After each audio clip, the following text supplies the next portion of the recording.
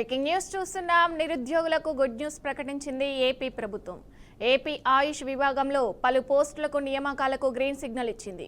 ఆయుష్లో మొత్తం 358 పోస్టుల భర్తీకి ప్రభుత్వం నిర్ణయం తీసుకుందని మంత్రి సత్యకుమార్ ప్రకటించారు.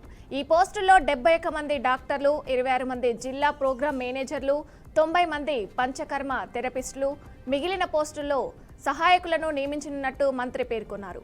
ఏపీలో ఆయుష్ సేవల విస్తీర్ణను దృష్టిలో పెట్టుకుని సత్వరమే ఈ నియామకాలను భర్తీ చేయనున్నట్టు తెలిపారు. గత ప్రభుత్వం ఆయుష్ను పూర్తిగా నిర్లక్ష్యం చేసిందని, 5 ఏళ్లలో కేవలం 37 కోట్లు మాత్రమే ఖర్చు చేసిందని మంత్రి సత్యకుమార్ ఫైర్ అయ్యారు.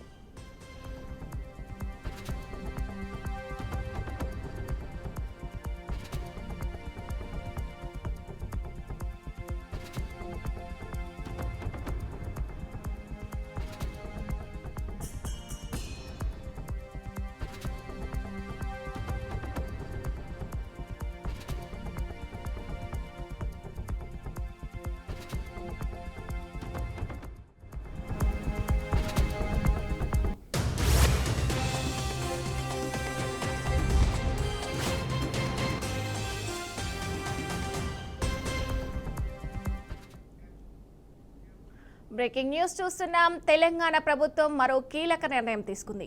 రాష్ట్రంలోని ఉమ్మడి జిల్లాలకు 10 మంది ప్రత్యేక ఆఫీసర్లుగా ఐఏఎస్లను నియమించింది. ఉమ్మడి ఆదిలాబాద్ జిల్లాకు సి హరికిరణ్, అలాగే నల్గొండకు అనిత రామచంద్రన్, హైదరాబాదుకు ఇలంబర్తి, ఖమ్మం జిల్లాకు కె సురేంద్రమోహన్, నిజామాబాదుకు హనుమంతు, రంగారెడ్డికి దివ్య, కరీంనగర్కు సర్ఫరాజ్ అహ్మద్, మహబూబ్ నగర్కు రవి, వరంగల్కు కె శశాంక, మెదక్ జిల్లాకు ఏ షరత్లను నియమిస్తూ ఉత్తర్వులు జారీ చేసింది. కాగా ఉమ్మడి జిల్లాలో ప్రభుత్వ పథకాల అమలు తీరు, వర్షాకాల పరిస్థితులపై వీరు ఎప్పటికప్పుడు సీఎం రేవంత్ రెడ్డికి నివేదిక ఇవ్వనున్నట్టు సమాచారం.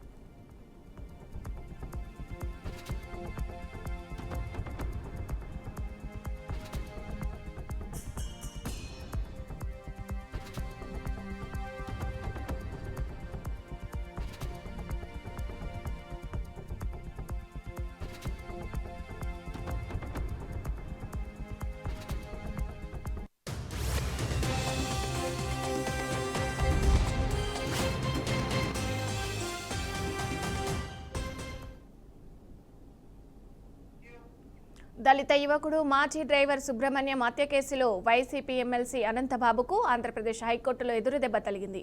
రాజమహేంద్రవరం ఎస్సీ/ఎస్టీ న్యాయస్థానం ఇచ్చిన తీర్పుపై స్టే విధించేందుకు హైకోర్టు నిరాకరించింది.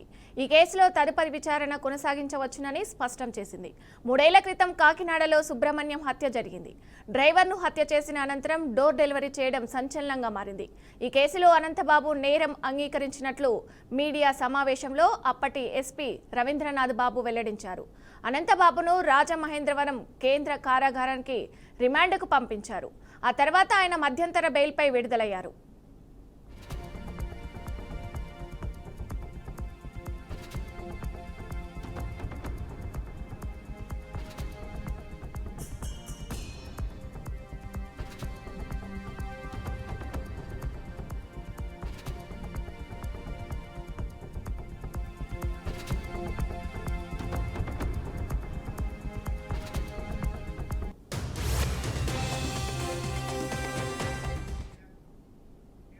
బాపట్ల జిల్లా ఎమ్మెల్యే నరేంద్ర వర్మ ఆహ్వానంతో రవాణా శాఖ మంత్రి రామ్ ప్రసాద్ రెడ్డి బాపట్లను సందర్శించారు.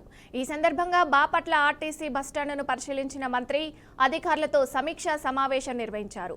అప్పట్లో బాపట్ల డిపోలో 58 బస్సులు ఉండేవని, కానీ తర్వాతి కాలంలో బస్సుల సంఖ్య తగ్గుతూ వచ్చిందని, ప్రస్తుతం 35 బస్సులు మాత్రమే ఉన్నాయని సభలో వెల్లడించారు. కూటమి ప్రభుత్వం అధికారంలోకి వచ్చాక రాష్ట్రంలో ఎక్కడా లేని విధంగా సంక్షేమ పథకాలు అమలవుతున్నాయని మంత్రి అన్నారు.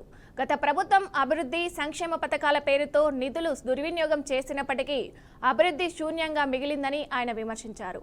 అలాగే బాపట్ల బస్టాండ్ అభివృద్ధికి కృషి చేస్తామని హామీ ఇచ్చారు. అనంతరం ఆర్టీసీలో ఉత్తమ సేవలు అందించిన కార్మికులను శాలువాతో సత్కరించి ప్రశంస పత్రాలు అందజేశారు.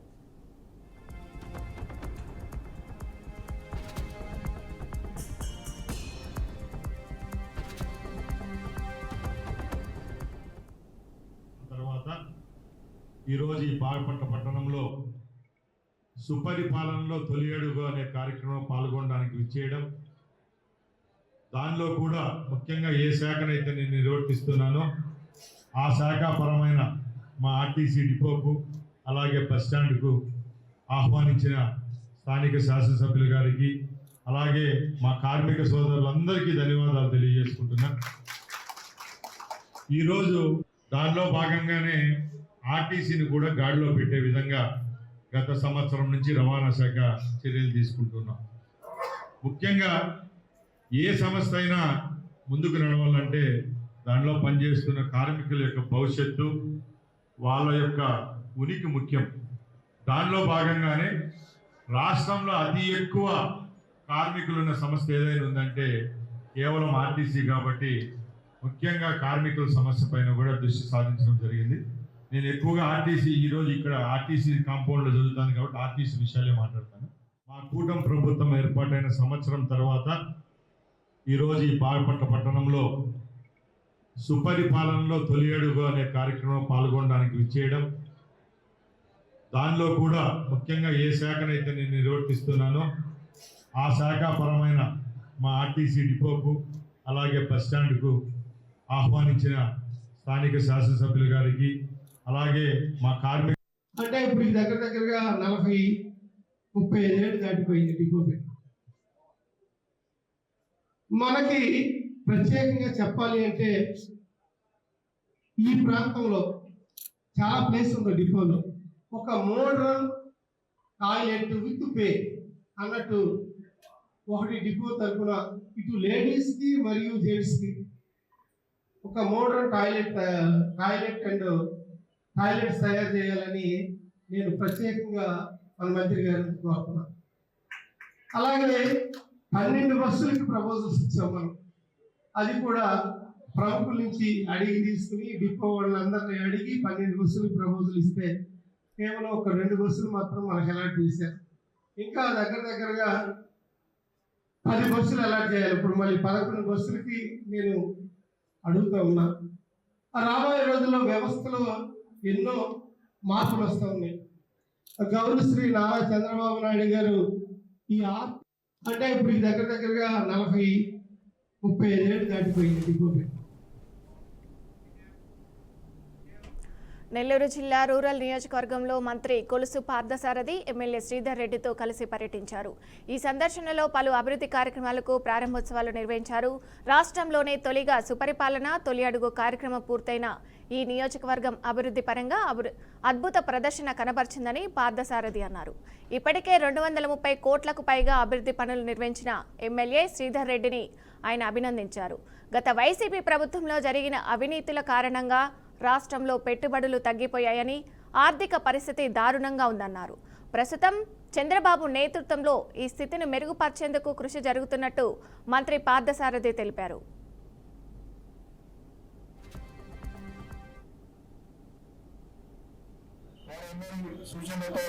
ఈ కార్యక్రమం విజయవంతమైంది.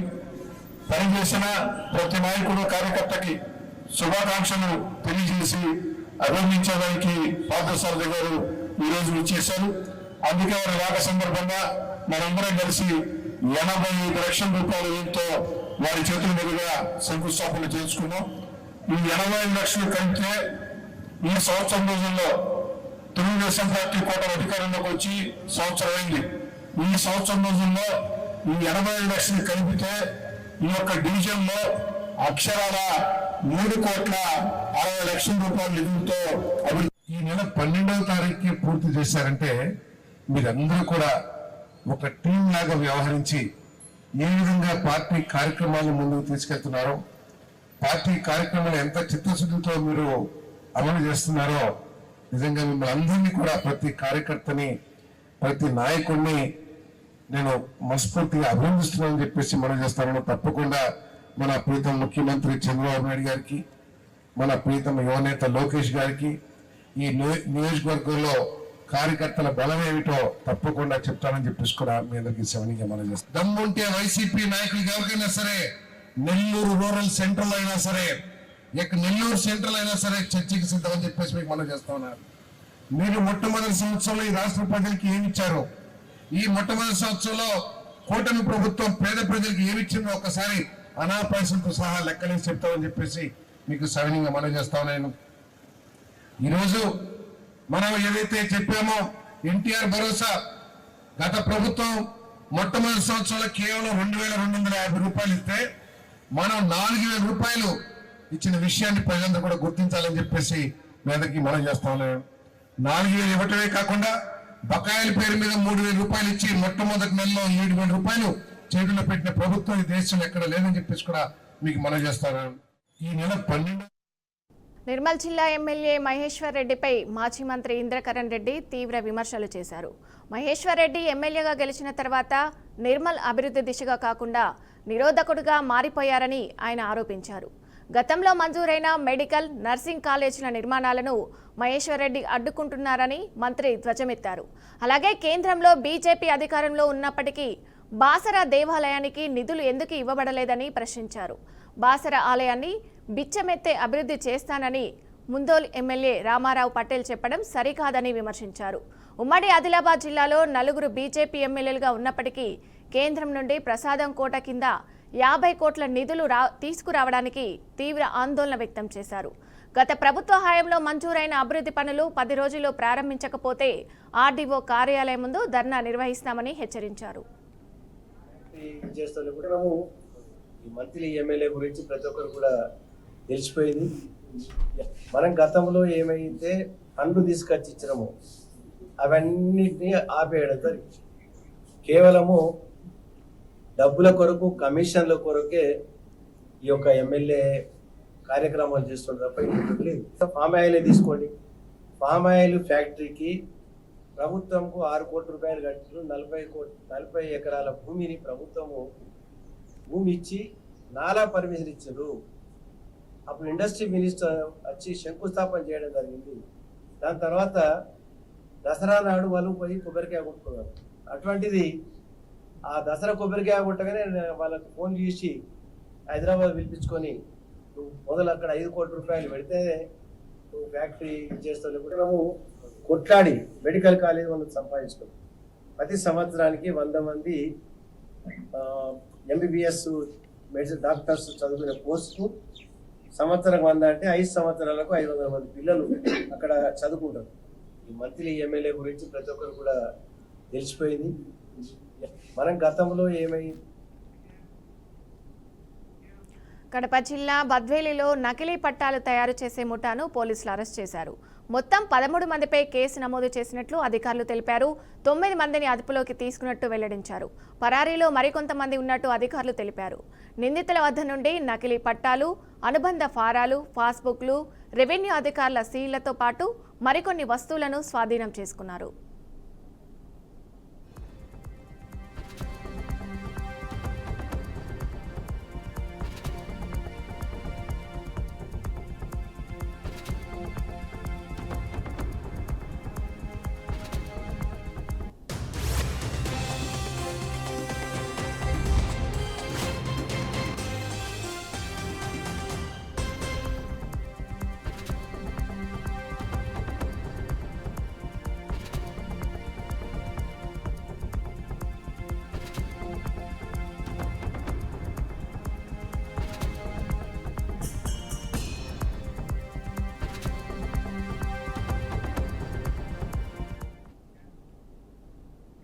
ఎన్టీఆర్ జిల్లా కంచికచర్లలో గరానా మోసం వెలుగులోకి వచ్చింది. గుత్తా శాంతమ్మ అనే వృద్ధురాలు తన పుట్టింటి నుంచి వచ్చిన 4 ఎకరాల భూమిని కౌలుకి ఇచ్చి వచ్చే డబ్బుతో జీవనం సాగిస్తుంది. ఈ క్రమంలో కన్న కొడుకే సబ్ రిజిస్టర్ అధికారులను తల్లి ఉంటున్న ఇంటిని పంపించాడు. ఇంటిలో ఎవరూ లేని సమయంలో గుర్తు తెలియని వ్యక్తులు మేము ప్రభుత్వ అధికారులమని చెప్పి పెన్షన్ పెంచేందుకు సంతకాలు చేయాలని ఆమెను కోరారు. దీంతో ఆమె సంతకాలు, వేలిముద్రలు తీసుకొని శాంతమ్మ మనవడు గుత్తా రమేష్ రిజిస్టర్ శాఖ అధికారులతో కుమ్మక్కై 6 కోట్ల విలువ చేసే భూమిని కాజేశాడు. ఈ మోసపూరిత రిజిస్ట్రేషన్ను తక్షణమే రద్దు చేయాలని కోరుతూ వృద్ధురాలు శాంతమ్మ జిల్లా కలెక్టర్, తహసీల్దార్కు ఫిర్యాదు చేశారు. ఏంటంటే వాళ్ళ అమ్మగారి దగ్గర నుంచి వచ్చిన ఆస్తి ఒక 4 ఎకరాల 12 సెంట్లు ఉంది. వాళ్ళ అమ్మగారు ఇచ్చారు. మనోవర్తి కింద ఏదో ఆమెకు వచ్చింది, బతికినంత కాలం అనుభవించారు. సో ఇది మొత్తం ఆమె బతుకుతుంది కదా, ఓల్డ్ ఏజ్ అయిపోయింది. ఈ పెన్షన్, గవర్నమెంట్ పెన్షన్ మీద బతుకుతూ ఉంటుంది. నేను కొద్దిగా చిన్న రూమ్ వేసి ఇక్కడ ఉంచారన్నమాట. ఈ సందర్భంలో ఏంటంటే మా పెద్దవాడు ప్లాన్ వేశాడు, ఈమెకు వచ్చిన ఆస్తి తను కాజేయాలని. ఎవరూ లేని టైంలో ఎవరో 5-6 వ్యక్తులు వచ్చారంట. వచ్చేసి ఇక్కడ మీ పెన్షన్ వెరిఫికేషన్కి వచ్చాము, మీకు ఓల్డ్ ఏజ్లో ఇంకొక ఇప్పుడు ఇచ్చే 4,000 కాకుండా ఇంకో 2,000 అదనంగా మీకు డిసీజ్ కూడా ఉంది కాబట్టి నడవలేకపోతున్నారు కాబట్టి 6,000 వస్తుంది కనుక మీరు కొంచెం సంతకాలు వేలిముద్రలు వేయండి, వేస్తే మేము పంపిస్తాము, అధికారులకి పంపించి మీకు వచ్చేటట్టు చేస్తామని. సో అవి తీసుకొని ఏంటంటే మా బ్రదరు ఇక్కడ లోకల్గా, ఆమెకు తెలియదు వచ్చిన అధికారులు ఎవరు, సబ్ రిజిస్ట్రార్ని నేను మీకు ఇలా చేస్తున్నా అని ఆయన ఏం చెప్పలే. ఓన్లీ ఆయన మెన్షన్ చేసింది ఏంటంటే పెన్షన్ గురించి మెన్షన్ చేశారు, సంతకాలు తీసుకున్నారు.